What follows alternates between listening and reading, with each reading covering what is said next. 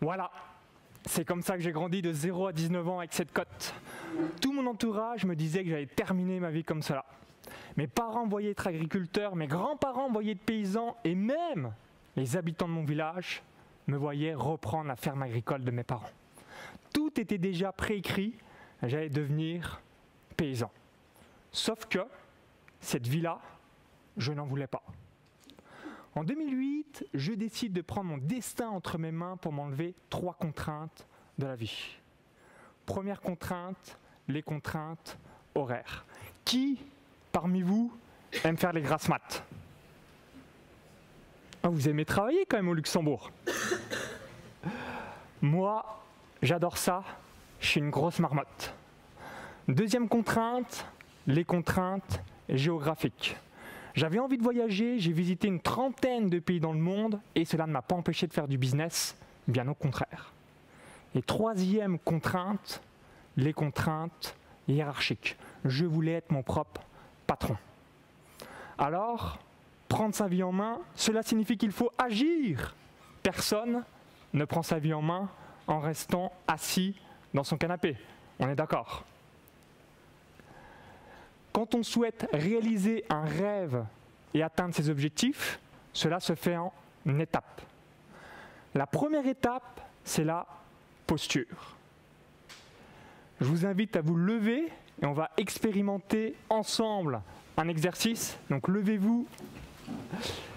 Vous allez prendre votre index et vous allez l'enfoncer d'environ 1/2 centimètre sur votre diaphragme. Et vous allez répéter après moi les différents mots que je vais vous évoquer et vous adapter si vous êtes un homme ou une femme.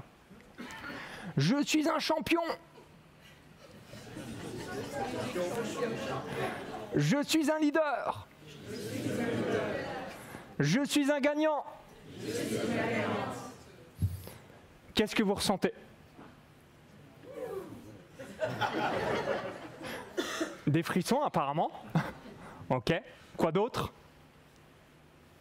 Rien du tout. Peu convaincant, on est d'accord. Maintenant, on va bien mettre notre buste droit et vous allez répéter là aussi les mots que je vais vous évoquer et vous allez adapter si vous êtes un homme ou une femme. Je suis un gagnant. Je suis un leader. Je suis un champion. Qu'est-ce que vous ressentez maintenant? La pêche, la joie, beaucoup mieux, on est d'accord. Et ça, c'est grâce à la posture. Donc retenez ceci, la posture a plus d'importance que les mots. Je vous invite à vous rasseoir.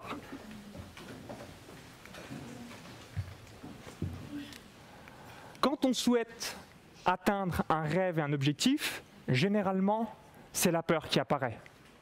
Moi aussi, quand je souhaite atteindre un rêve ou un objectif, j'ai peur. La peur de la critique, la peur du jugement, la peur du regard de l'autre. Et au fond, j'ai compris une chose, c'est qu'on a tous été conditionnés. Notre conditionnement s'est installé progressivement par rapport à l'école, la société, l'environnement, la société, la famille, une relation sentimentale aussi. Bref, on a tous été conditionnés. Mais alors, que faire face à la peur? C'est comme pour apprendre à nager. Est-ce que vous en souvenez? Est-ce que vous vous rappelez de la première fois où vous avez appris à nager? Donc moi, personnellement, j'avais peur. Peur de couler, peur de me noyer, peur de mourir. Bah ouais, ça fait peur quand tu rentres la première fois dans l'eau. Mais alors, comment j'ai fait pour dépasser cette peur? Ça s'est fait progressivement. Le moniteur m'a mis dans un climat de confiance. Il m'a donné une bouée à laquelle me raccrocher. Il m'a aussi donné une planche. Et finalement, il m'a tendu une perche, dans tous les sens du terme. Une fois équipé, j'étais sécurisé. Et du coup, je me suis lancé. Mais vous l'entendez, j'ai dû me lancer. J'aurais très bien pu résister. Certains le font d'ailleurs. Et comme dans la vie, si les peurs nous tétanisent, on reste dans l'immobilisme. On ne va pas parler ici de préparation. Il est évident que la préparation est primordiale. Mais une fois préparé, il faut se lancer. Par contre, c'est important d'identifier les peurs qui nous bloquent pour atteindre nos rêves et nos objectifs.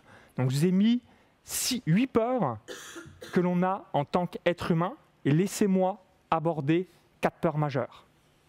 La peur d'être imparfait, la peur d'être faible, la peur de la solitude, la peur du rejet.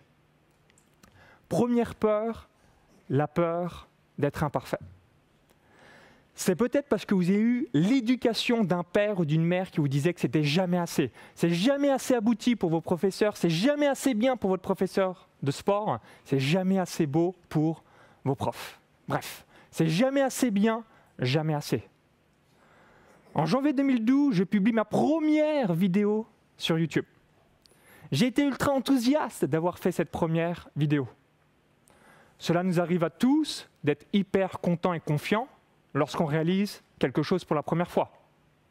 On se sent fier et confiant. Et là, c'est la douche froide, tout le monde se fout de ma gueule. C'est des commentaires du style « Apprends à t'exprimer, Maxence, avant de parler ». Ça pique. Pour moi, c'est une question de pratique. Dès que vous avez une critique, voyez comment vous pouvez l'améliorer. En mars 2012, je me fixe l'objectif de réaliser 2 à 3 vidéos YouTube par semaine. Donc pour moi, de là où je viens, ça m'a demandé un effort colossal. Albert Einstein a dit « Le génie, c'est 1% de talent, 99% de travail acharné ». Donc quand vous pratiquez plusieurs milliers d'heures dans un domaine, vous deviendrez automatiquement expert. Si vous pratiquez plus de 10 000 heures dans un domaine, vous allez être meilleur que 99% des gens dans ce domaine-là. Si je ne m'étais pas lancé sur Internet avec ma première vidéo sur YouTube, depuis mon appartement d'étudiant à Marseille, si je n'avais pas accepté mes imperfections pour ensuite les corriger par la suite, je ne serais pas là aujourd'hui à vivre de mes accompagnements et programmes en ligne en tant qu'entrepreneur. C'est en s'autorisant d'être imparfait que vous allez viser l'excellence. Donc autorisez-vous à être imparfait. Deuxième peur, la peur d'être faible. Vous étiez peut-être l'aîné de la famille et on attendait de vous que vous ne montriez pas de faiblesse. Vous deviez systématiquement montrer l'exemple. Il faut être là, il faut être fort pour la fratrie. Dans ma famille, dire la vérité ne faisait pas partie de mes valeurs. Le mot d'ordre, un peu officieux, était de détourner la vérité et de ne pas parler de nos réussites ou de nos échecs. En gros, il ne fallait pas qu'on parle de nous. Il faut savoir que j'ai grandi jusqu'à 19 ans dans un petit village de moins de 100 habitants à 20 km de Chalon-sur-Saône en Saône-et-Loire. Et c'est en arrivant au lycée, en 2004, lors de la rentrée des classes, que j'ai décidé de faire le contraire de ce que j'avais appris jusqu'ici. J'en avais marre des mensonges. Donc lors de la rentrée des classes, la boule au ventre, je me dis, pas de secret, pas de tabou, j'ai peur de passer pour un faible, cependant, je me lance et je dis à tous mes camarades de classe de là où je viens. J'explique que je suis fils de paysan et que j'ai grandi dans la Cambrousse profonde. Qui, dans la salle, connaît Châtellmoron? Je vous avais dit que j'habitais dans le fin fond du cul du trou du monde. Personne. Pour la petite anecdote, il n'y a toujours pas la DSL et vous avez même plus de femmes, de vaches, pardon, qui sont dans le village. Et, j'espère dans le futur, plus de femmes que de vaches pour la suite. Ce que je retiens, c'est qu'on ne peut pas plaire à tout le monde, mais seulement aux personnes qui pensent notre façon d'être, de faire ou de penser. Oscar Wilde a dit « Soyez vous-même, les autres sont déjà pris ». Aujourd'hui, dans mon entreprise, les gens viennent à moi pour mon authenticité, puisqu'ils trouvent que mon authenticité est une force. Aujourd'hui, dans votre entreprise, ce que vous pensez est une faiblesse est en fait une force. Martin Luther King a dit « L'authenticité n'est pas une faiblesse ». Donc, quelle que soit la situation, quel que soit ce qu'il vous arrive, osez dire systématiquement la vérité. Donc, quand vous avez peur soit d'un supérieur, soit d'une personne, d'un partenaire d'affaires, je comprends.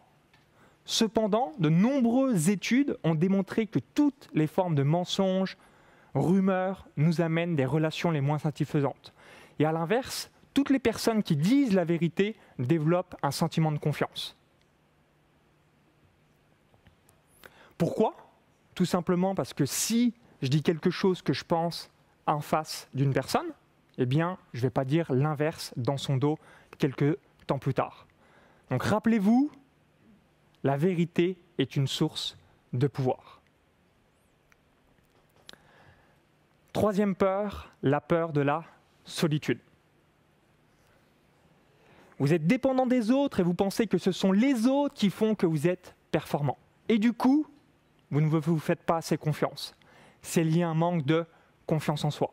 Donc pour faire face à ce manque de confiance en moi, j'ai décidé de participer à une retraite Vipassana à Cluny en 2014 en Saône-et-Loire pour vaincre ma blessure de l'abandon et faire face à mes émotions.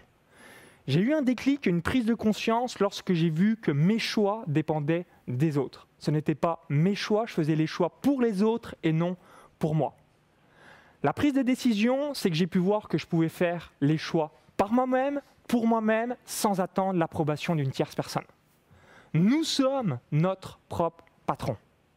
N'attendez pas l'approbation des autres, choisissez pour vous. Personne ne prendra de risques si vous-même, vous n'en prenez pas. Quatrième peur, la peur du rejet. Qui a déjà pris un râteau dans la vie? Levez la main. Alors là-bas, ils n'ont pas levé la main. Vous allez voir votre nez qui va s'allonger dans quelques minutes et vous allez pouvoir voir le voisin en disant « Tu mens, tu as déjà pris un râteau dans la vie ». Se prendre un râteau dans la vie, c'est quoi finalement? C'est quelqu'un qui dit non à notre demande, c'est quelqu'un qui dit non à ce qu'on propose ou ce que l'on offre. Vous êtes d'accord avec moi?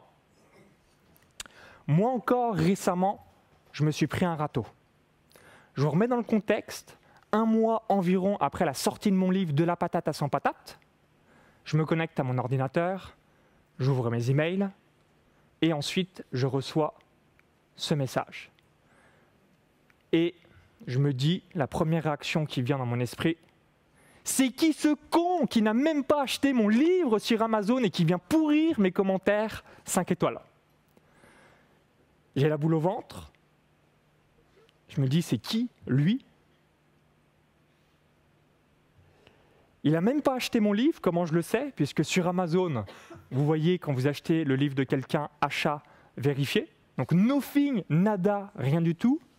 Et en prenant du recul, je me dis, ok,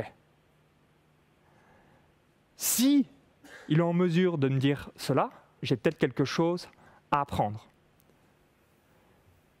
Souvenez-vous, il y aura toujours quelqu'un pour vous critiquer. Systématiquement, réfléchissez à la valeur que vous allez pouvoir apporter aux autres. Donc même s'il m'avait donné 19,90 €, qui est le prix du montant du livre, vas-y mollo, avec des mots comme « j'ai gâché tout mon argent » ou encore « ne vous faites pas avoir ». On aurait dit qu'il m'a donné 100 000 € pour avoir de tels propos. Et après, de vous à moi, vous savez que sur Internet, il y a un niveau de courage. « Ah, pardon, c'était mon pseudonyme » ou « Ah, c'est mon nom de plume ». Vous voyez un petit peu le niveau de courage souvent qu'il y a sur Internet. Et pour la petite anecdote, on a envoyé un message avec ma maison d'édition, un commentaire du style Amazon. « Très cher Amazon que nous aimons, pouvez-vous enlever ce commentaire de ce lousti qui n'a même pas acheté mon livre et qui laisse un message totalement faux vis-à-vis de mon ouvrage. 1000 merci par avance » et Amazon a retiré le commentaire. Quand quelqu'un vous critique, ne prenez pas les critiques personnellement. Focalisez-vous systématiquement sur la valeur que vous allez offrir aux autres. Donc ce commentaire négatif, ne remettez pas en cause la qualité de mon livre. Donc quand vous avez un commentaire négatif, focalisez-vous sur tous les commentaires positifs que vous recevez. Donc je me suis focalisé sur la quarantaine de commentaires positifs 5 étoiles que j'avais de mon livre. Quand quelqu'un vous critique, c'est de votre responsabilité d'avoir la prise de conscience du rejet que vous souhaitez prendre ou non. Donc transformez cet impact en victoire personnelle. Les peurs du passé dictent nos peurs inconscientes de tous les jours. Quelle que soit dans la peur dans laquelle vous vous trouvez, elle va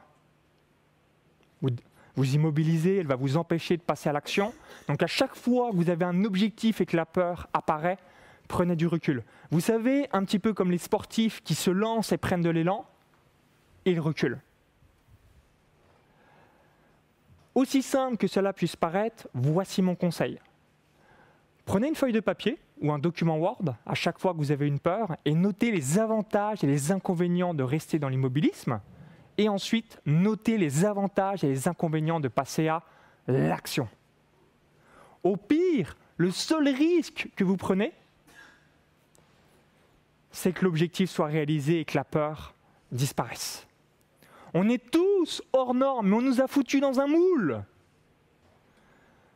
En appliquant la méthode des 3 P, c'est ce que je veux que vous reteniez de cette conférence, la posture, la pensée ou encore le pourquoi, vous allez devenir inarrêtable et vous allez tout simplement passer à l'action.